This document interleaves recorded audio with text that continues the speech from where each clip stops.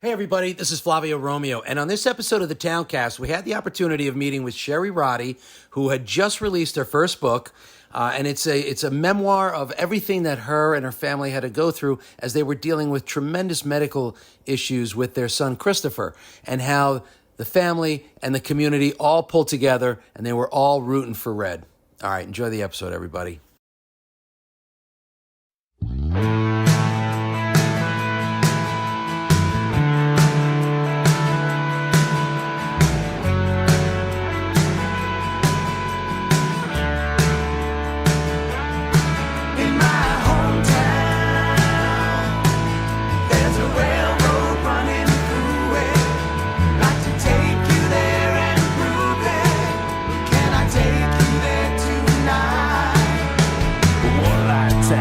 All right, everybody, so here we are. We're at the Glen Rock Inn in Glen Rock, New Jersey, and if you've never been here, then I don't know, you must be under a rock or something. It's been around since 1948. I know my guest has been here a few times. Just cool. And I'm here with Sheri Roddy. Sheri, thank you so much for joining me. Of course. I came across her story from a dear friend, Willie Wilson. And if you guys don't know Willie Wilson, then shame on you. He's a very, very gifted singer, and he has an incredible theatrical. He's a Tony-nominated Willie Wilson. So he came and he told me this story, and I had to get Sheri on the phone. And for those of you that live in Glen Rock, grew up in Glen Rock, you probably know the story. She just published her very first book. Is this one and only? One and done? One and only. One and done. Don't say one and done. All right, so first one. So she wrote her first book, Rootin for Red, My Son's Detour to Healthy. And it is, and by the way, I love the back. Oh, thanks. Yeah, the back is very cool. Thank you. It's available on Amazon, right? It is. And it is such an incredible story. We're going to get right into the story. But I want to ask you, when did you finally say, I'm gonna write my memoirs, I'm going to put this book together? How did that all come about? I didn't say it. My friend said it. Really? I had the church secretary, Donna. Which church? Good Shepherd Lutheran Church. Right here in Glen Rock? Yep, right here in Glen Rock. Is my childhood church. And the church secretary said to me, your blog is amazing, and you've kept so many people apprised of what's happening up in Boston during this time. You have to turn this into a book. And I said, no, I'm not a writer. Sheri, you're a writer. You have to turn this into. So several months later, my kids went off to school. And I went to the Ridgewood Library, sat down, and I wrote for probably 6 to 7 hours without picking my head up.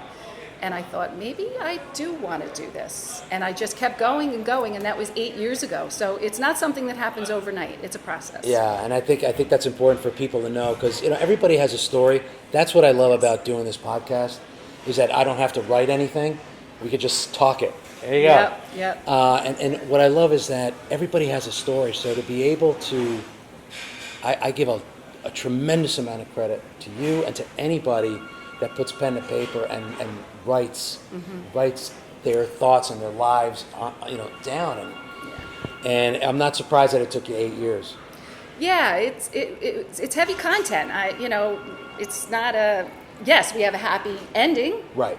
But it was heavy. It was like running through mud. Yeah, so it was, with lead boots. Yeah.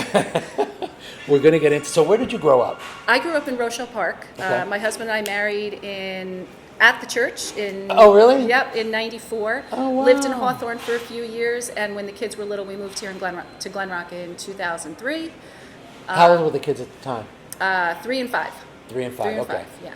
So they went to all the local schools. They did. Great education. They did. They loved it. Yeah, it's this community is like none other. I mean, they rallied behind us, but it was pretty special. Yeah, well, we're definitely going to get into that, because that's what I love about communities like Hawthorne, Glen Rock, Midland Park, North Hale, and Hale. It's just it's that family feel, and everybody's looking out for each other, and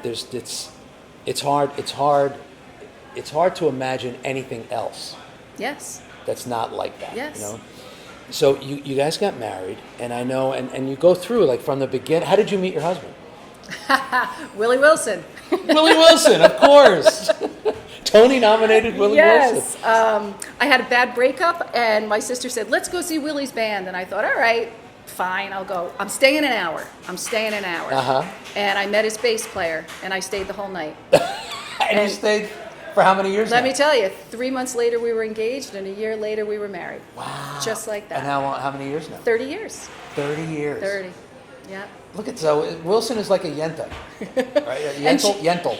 Yenta's not something else. Anyway, you know what I'm saying. But Willie did tell Joe that this was, when Joe started with the band, he said, Joe, this is just a low commitment thing. We're just going to do one night a week at Wally's. Very low commitment. And the rest is history. The rest is history. So, and you go through it. I love that you go through the whole, pretty much your whole life. I mean, it is your memoir. It is my From when memoir. you met him, and then when you did get married, I know you're looking to have kids. Yep. So tell me about that journey.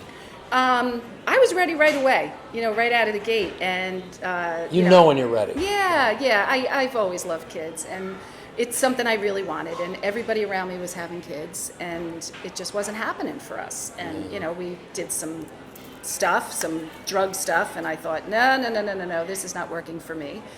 Works for many people, and I love that, but not for me. And we had gone to a support group, and I heard some pretty wild stories that I explain in the book.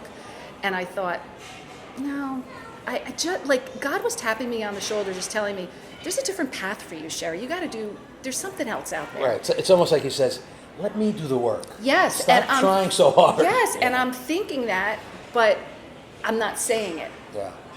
And we came home from this thing, and I was folding laundry with tears just streaming down my face. And my husband said, should we look into this adoption thing? And the hair went up on the back of my neck, and I thought, yes, that's it. We made the call, and a year later, my little girl from South Korea was in my arms. Aww. True story. Yep, it was 11 months from start to finish. Well, that seems quick. It was quick. I've heard a lot of nightmare stories about taking a long time. Ours just worked. So, how was that? I used to travel to China quite a bit, and I could tell the parents on the flight back. Oh yeah. That went to get their adopted child. Yeah.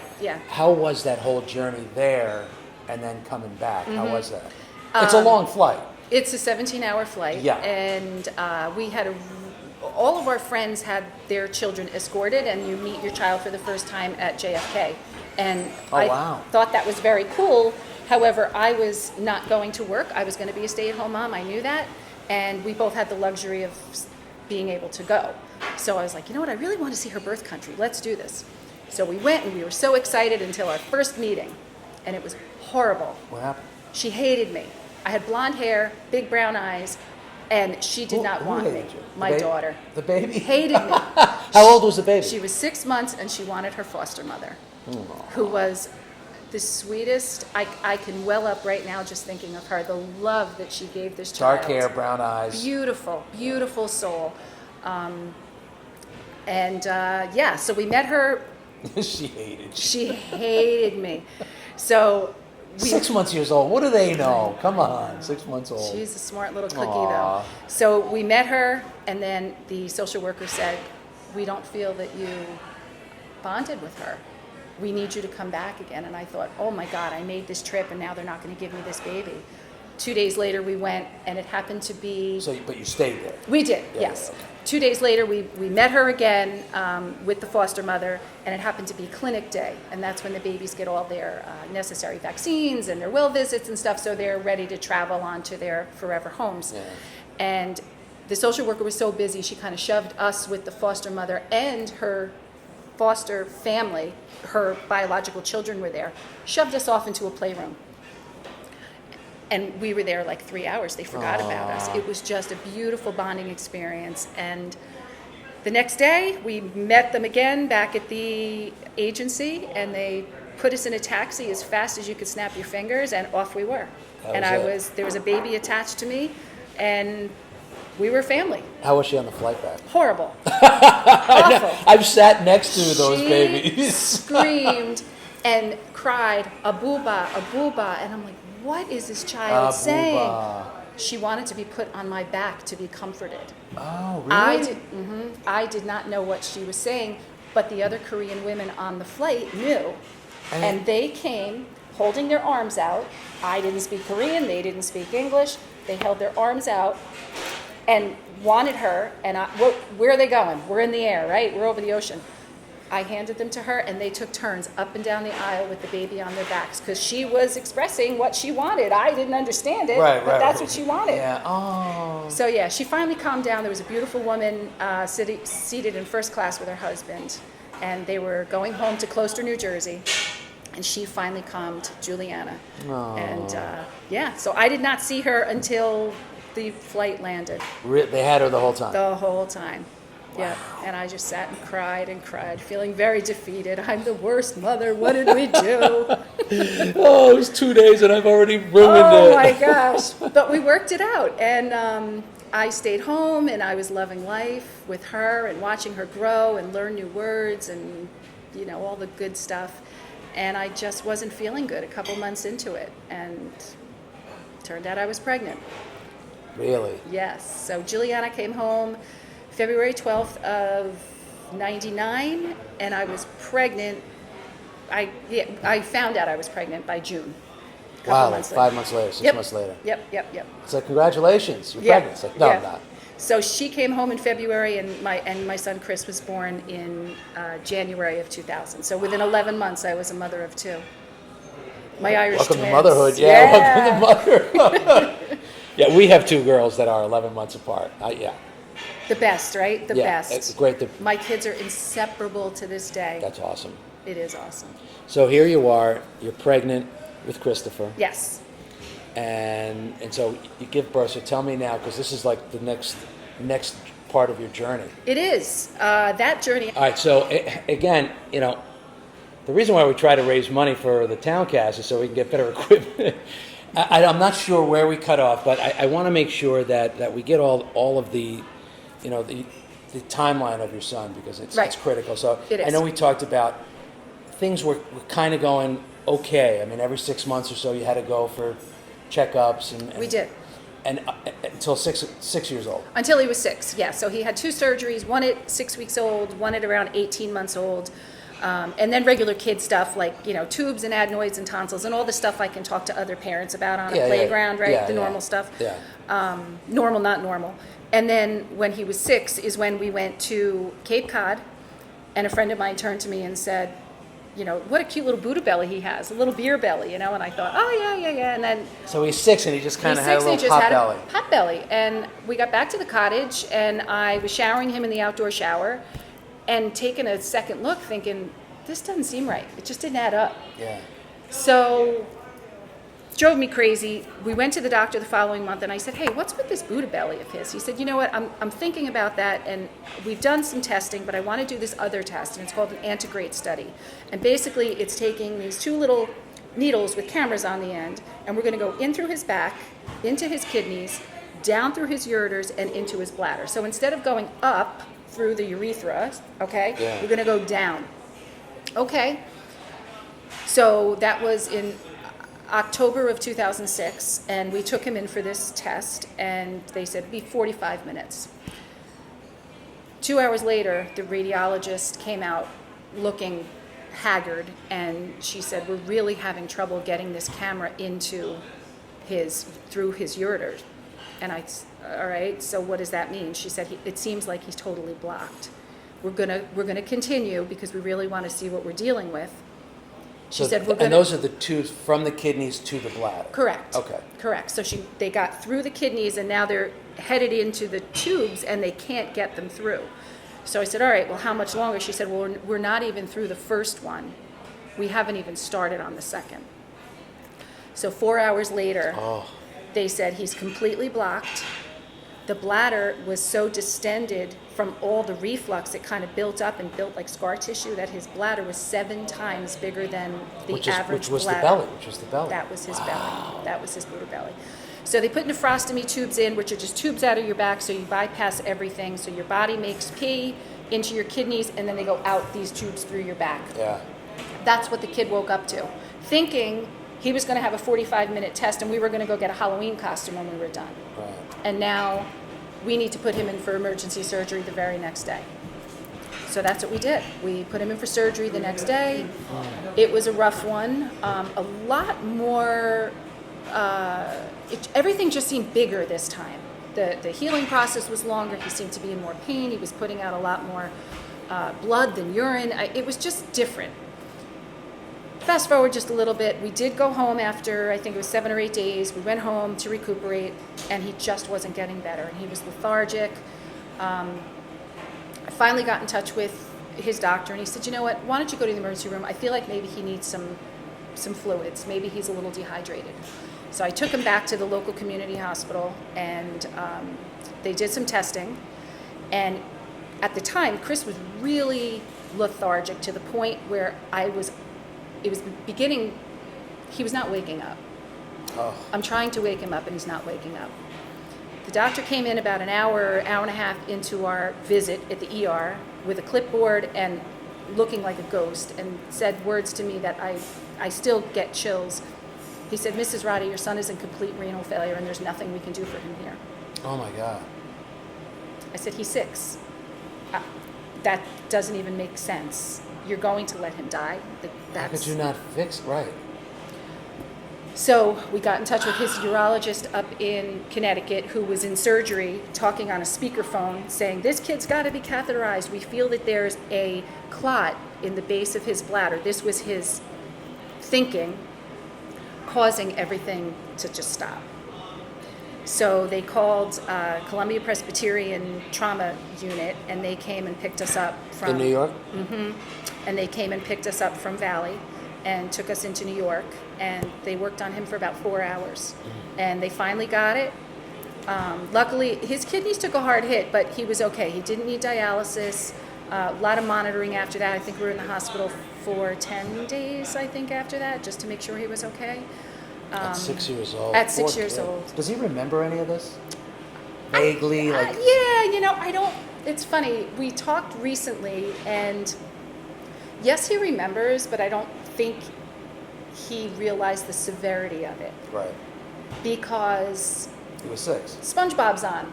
Right, exactly. It's a Because squirrel. somebody showed up with a black and white cookie. Yeah. Or a Derek Jeter 'Cause he or was still a something. kid. He's still a kid. And when he wanted to be a kid, we let him be a kid. And when we got home, if he wanted to suit up and play baseball and felt well enough, get out on that field and play your heart out, kid. And that's the way we raised him. My husband Joe and I refused to put him in a bubble and make him that special kid. Refused. I wouldn't do it. So he gets a surgery. He's at Columbia Presbyterian. Yep. And you're thinking he's in the clear now?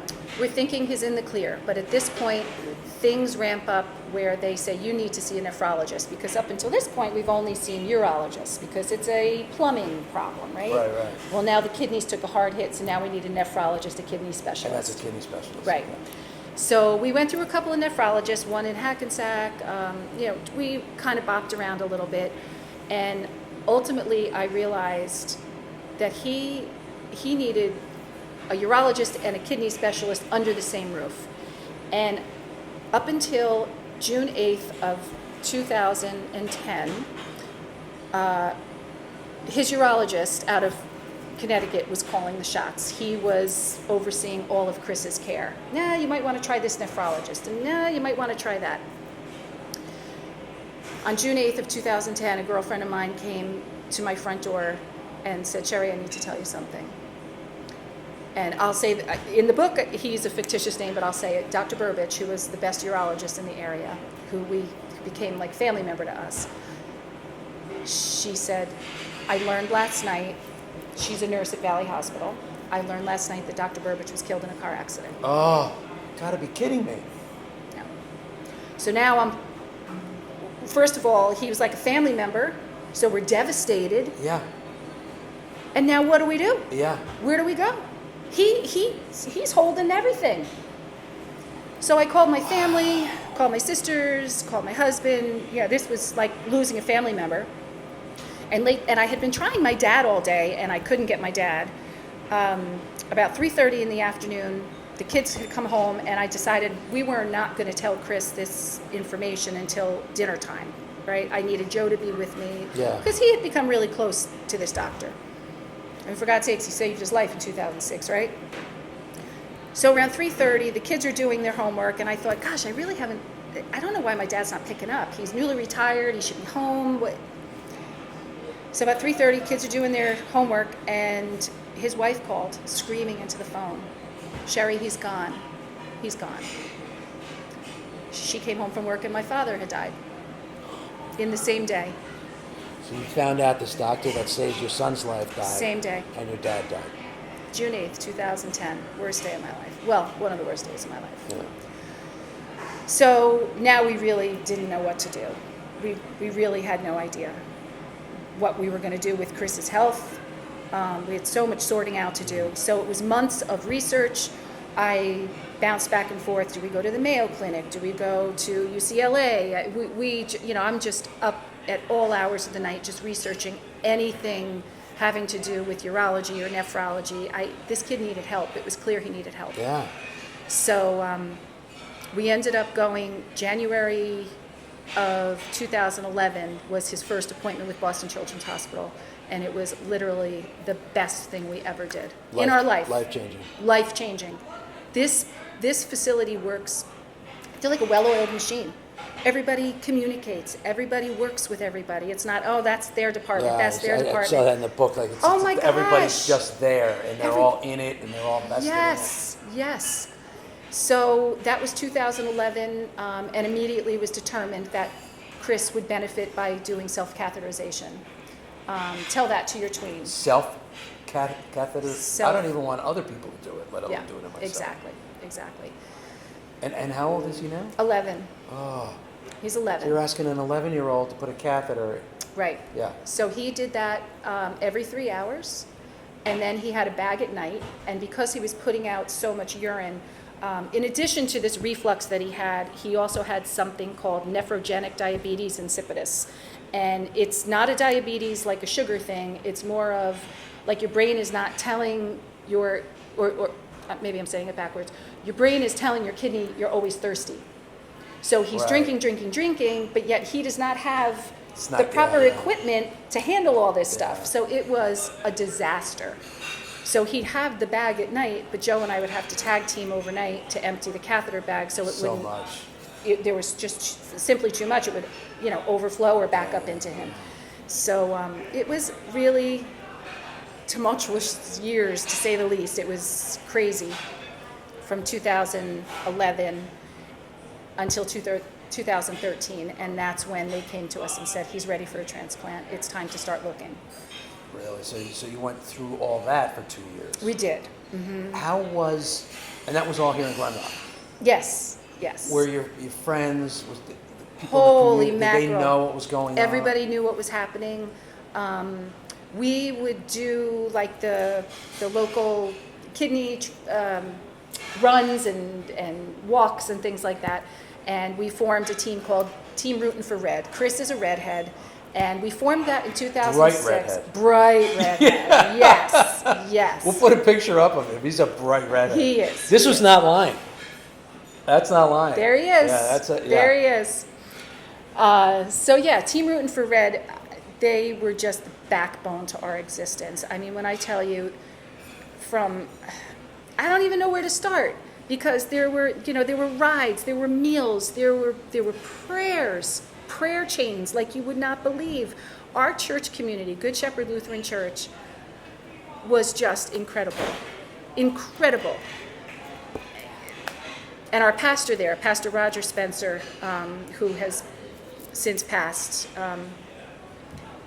was my pillar. I went to him for everything. As a matter of fact, in 2006, when we were losing Chris, he was the first call I made. Really? Right after the doctor said, your son's a renal failure, there's nothing I can do, I picked up the phone on the wall and you called the pastor? I called him. And I said, I need prayers immediately. And you know that he sent that out immediately? No, he didn't. He got in the car, and by the time I finished wiping my tears, he was standing in the doorway at my side. Wow. Yep.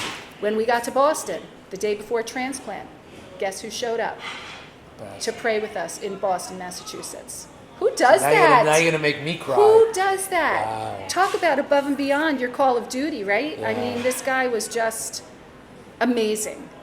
Married with 2 children of his own. His daughter had some health issues growing up, so he sat in my chair. He knew that feeling Yeah. of being a medical mom or a medical parent. He understood that and could relate to us. And yeah, So now here it comes. Now here it comes. we got to start looking for a kidney, which as everybody knows, you hear the stories. Any kind of a organ transplant, it's not easy. No. It's not easy to find it. You could No. end up on a list.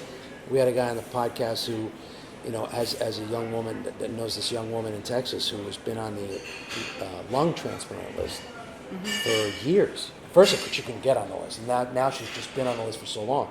So what happened when they said, okay, now we got to find a list? Yep. So they said, he's ready. We're going to do a family meeting.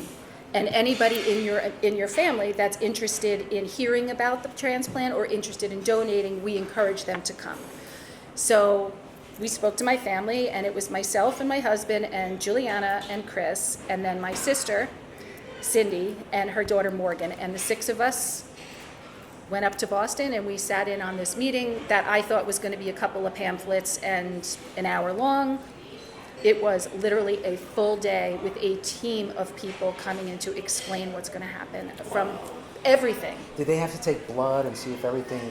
Yes, so that came next. So that was in July. We did our family meeting, and they tell us everything. A lot of it is psychological. They want to make sure that everyone's ready and on board, because this is a commitment, a huge commitment. You've got to take anti-rejection meds for the rest of your life, and you have to be committed to that. They don't just. Is that right? Someone that yes. donates? No, for Chris. Chris, right. The He's recipient. yeah. Yes. The donor needs nothing. The donor, they take your kidney, Which is amazing to me. they pat you on the back, you get a little certificate, and they go, good job. Good job. See ya. And that's it. That's it. That's but the it. recipient has to take. Yes, Because yes. anti-rejection Correct. is so that your body accepts this foreign object. Right. And so now, how's the family So July reacting we to had all the, this? well, Was your son there at the time? No? Chris was there. Oh, Yeah. he was? Oh, yeah. So he's He was all- there. Well, it's interesting because Chris was there. We're all sitting around. We're taking in all this information, and yes, we're getting pamphlets and trying to obtain all this stuff.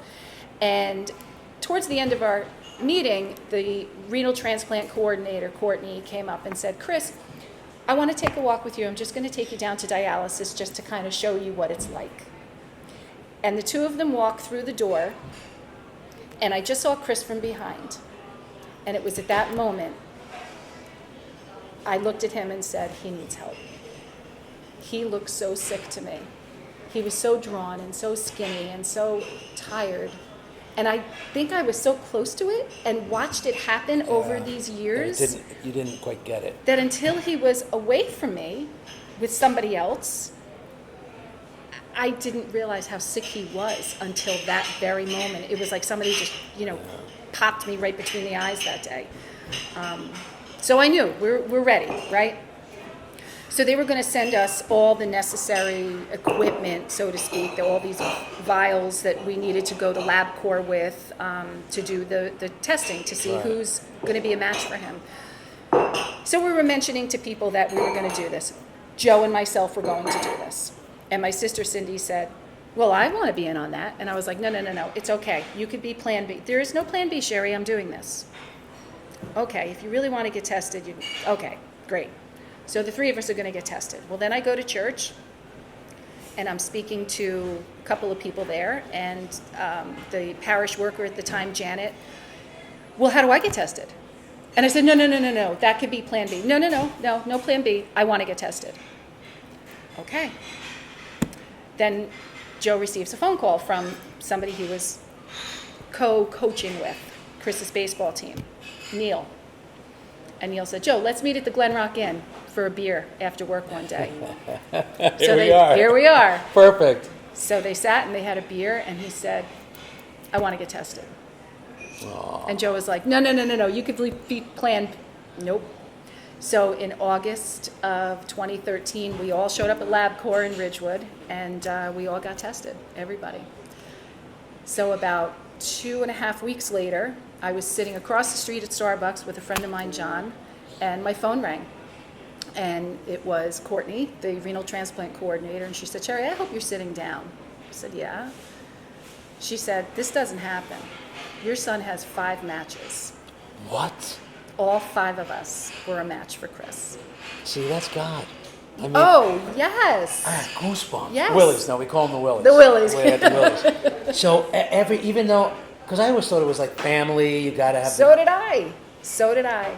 Wow. So I immediately called Joe and said, you and I got to talk this through, buddy, because Everybody's a match. everybody's a match, but obviously it would be, me or Joe. And I Yeah, said, yeah. Joe, we got to talk about this tonight because we got to decide which one. And he said, there's nothing to talk about, Sheri.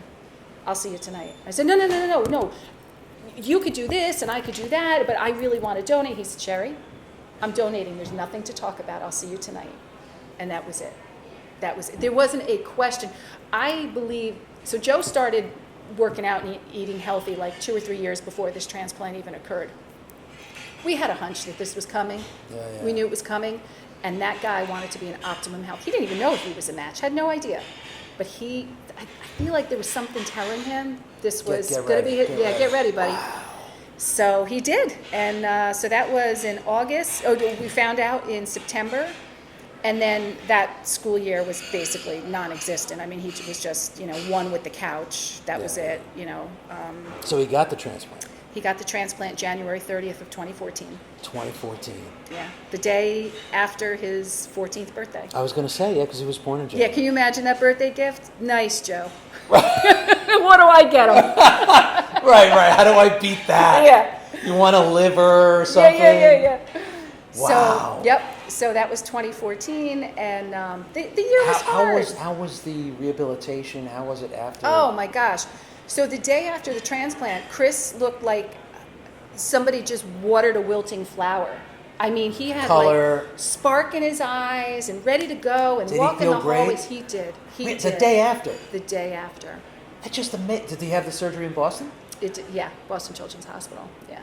So we moved to Boston the first week in January, and that month was tough because he started dialysis the first week. They wanted him to be in the best shape that he possibly could be. So they started dialysis the first weekend. I think it was January 2nd. He started dialysis, and then January 10th they actually took his old kidneys. So he had full nephrectomies. They took both kidneys. Talk about a scary thing. Yeah, just all of a sudden. Okay, I no got this kidneys. kidney. I have no kidneys. How does that work? And all this time emptying catheter bags and everything because of too much pee. Well, now I said, wait a minute. Now he's not making pee. Where does it all? Yeah, what's happening now? Nothing, right? So it was dialysis that gets rid of it, that gets rid of Okay. all of that. But yeah, it was a scary month. It was a really crazy month. So the back and forth with my daughter, she would come up on weekends, and people from the community would, we had our friend Kara came up one weekend and brought her and Joe after the transplant. The meal trains, the cards, the gifts, I am telling you, the outpouring. People were dressing in red. They had a red out the Friday after The transplant. red out, yeah, red. I read They that. had a red out, That's and cool. every kid at the middle school wore red. We have the most amazing picture. Yeah. We have every person in our church congregation, they dressed in red that Sunday, and we have such an incredible picture of everybody with big signs rooting for red. They just gobbled us up, and we loved it. We loved it. It was, There's something to be said for small communities. I mean, it's just, yeah. you don't realize that they're there, and you don't even realize that you need them until you need them, and they're there. Yeah. That's Yeah. amazing. And So- it was after that, I have to say, like anytime anybody ever needed something after that, I was like, what do you need? What do you need? You want to give back after Yeah, that. sure. We were the recipients, which I'm not a real good recipient. I don't like to do that. I much prefer Giving, yeah, than yeah, receive. But after that, Joe and I are always like, what can we do? What can we do? You got to give back. That's the way it works, right? That's the way the world works, or should work anyway. So, 14th birthday, So, he has a kidney yeah. for his birthday present. He Did you get him does. any other gifts or just the kidney? Oh, yeah, some like WWE stuff or some 14-year-old dumb stuff. Yeah. Well, and I know that he was accepted by Make-A-Wish, He was. which had to be so I exciting. made for the him. call to Make-A-Wish during his surgery to have his kidneys out. A friend of mine encouraged me, and I was like, no, that's for cancer patients. She's like, I don't think so. No. So I called, and they said, we wish him well. Call us when you get back to Jersey, and we're going to set something up. So I think it was April of that year, of 2014. They called us, they came in, they did a whole meeting with us. This organization is It's incredible. top notch. Yeah. I mean, they're just unreal. And Chris wasn't able to travel for a year. He couldn't be on a plane or anything, so we had to kind of wait. He was really into the WWE thing at the time, and I was like, oh, don't pick that. Anything but that. Right, but it was his wish, not mine. So Right. we quietly just let him pick, and he chose we ended up going to the 2015 MLB All-Star Game out in Cincinnati. The Major League All-Star. It was unbelievable. I mean, So this is a year of him not being able to go anywhere. that's right, and that was our first Just real trip. recuperating. Yep. And my daughter volunteered at Make-A-Wish for, I think, a year and a half in Chicago, and just said she saw everything that was going on there. She said it's such an incredible. It is, and it organization. does transform the kid, but I feel like it transforms the family. It just Right. gave us that boost, that holy God, like Bigger than life us. is good, It's man. Bigger than us. Yeah. It really is. So you went to the All-Star game. We did VIP stuff. Do you know I hung out with Sharon Robinson the entire weekend? Did you really? I did. How did that happen? She was in our suite. It was Really? part of the deal, man. Yeah. So you got a little bit of a Make-A-Wish yourself. I did get a Make-A-Wish. It was really cool. I mean, there were 4 boys. It was Chris and Riley. Both, Riley was waiting for his kidney at the time. Chris had his. And then 2 other boys that beat cancer, Carson and Nathan. Amazing. I'm still in touch with the moms. There's something about us medical moms. God bless you guys. That's yeah, awesome. something about medical moms. It just sort of, It bonds you. from the same fabric, Because you you get know it. what everybody went through. Yeah. You don't have to say anything. You know what everybody went Exactly. through. So tell me about Red now. Chris is great. He moved out in January. He's living in Hoboken. He works for a wealth management company. He graduated with all these great grades out of Ramapo, their economics. Now you went to Ramapo College? He went to Ramapo. Yep, he did. He was going to live there. I'll tell you a real quick side story on that. So he was going to live there. We got him ready, and of course I'm a disaster, because he's moving a half an hour away from me. And God forbid. And he got there, and the day later he called and said, I got to come home. And I was like, dude, you've only been there for 24 hours. He had 104 fever. Oh, no. Chris had contracted E. coli from bad lobster. What? Yes. From what? From lobster. Yes. So he was in and out of the hospital for about 2 weeks after that, and Oh he was my like, I gosh. don't think I want to Go anywhere. I think I want to commute, which ended up being great. So he commuted that first year, and the second year was COVID, and he stayed home. So I kind of got my wish after There you all. go. See, you also got another wish. But it worked out great. It worked out great for him. He's loving his career. He's got a fantastic girlfriend. He's happy. He's healthy. He's, golfing and doing trivia nights living his life. and He's living living his his best life life. and Thursday night bourbon night with his buddies at work and whatever, whatever 24-year-old kids. Does he have to go periodically to get checked? All the time. He does. All the time. Yes. He's been under. Yeah. So he goes for monthly lab checks. We've hit a couple little bumps along the way, but he's okay. One of the things that his anti-rejection meds can cause is this kind of form of lymphoma. It makes your B cells go a little wacky. And a year ago, January, he did have one round of Rituxan, which is like an immunotherapy type of thing, because his B cells were going crazy. And they thought that he was headed toward this Rejection? lymphoma. Oh, okay. Lymphoma. Yeah. And it only took one round, and he was good. Really? Yep. So the numbers are still there-ish. We're watching them. We monitor them. But you are under the microscope when you're a transplant. Yeah, for your whole life. Patient, yeah, for your whole because life. There's so many things that can go wrong. Yeah. So after And Boston, they can catch it. Like they Yeah. can catch it. Yes.